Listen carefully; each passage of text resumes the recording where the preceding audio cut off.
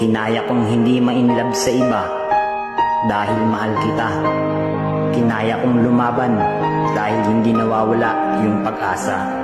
Kinakaya ko yung sakit kahit yung puso ko durog na.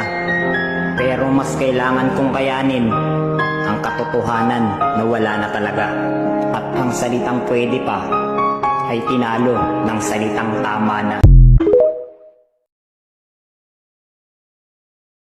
Na kahit magbalik na rin natin ang mundo, hindi ang isang katulad ko ang magugustuhan mo. Mahal na mahal kita. Sobra. Matagal na. At kaya kitang panindigan at ipaglaban kahit kanino. Pero, hindi kita kaya ipaglaban sa sarili mo. Laban mo mag-isa yan. Kaya ko lang mahalin ka. Hindi ko kayang pilitin na gustuin mo ko. Hindi problema kung LDR kayong dalawa. Sa isang relasyon, hindi problema kung LDR kayong dalawa. Sa isang relasyon, hindi problema kung LDR kayong dalawa. Basta ang mahalaga, marunong kayong magtiwala. Marunong kayong umunawa. Marunong kayong may oras sa isa't isa.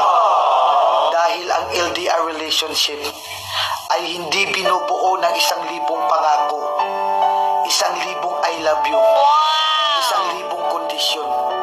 Ito ang pinagtibay ng dalawang klase ng tao na nagmamahala ng tapat. Dahil bihira lang ang nakakasurvive sa LDR relationship. Dahil anumang oras, pwede kanyang iwanan. Pwede siyang mahulog sa iba kasi hindi mo hawak ang feelings niya. Kaya sa may mga LDR relationship dyan, eto ang lagi yung tatandaan. Hindi distansya ang pumapatay at sumisira sa isang relasyon, kundi kakulangan ng oras at tiwala, pagmamahal sa isa't isa.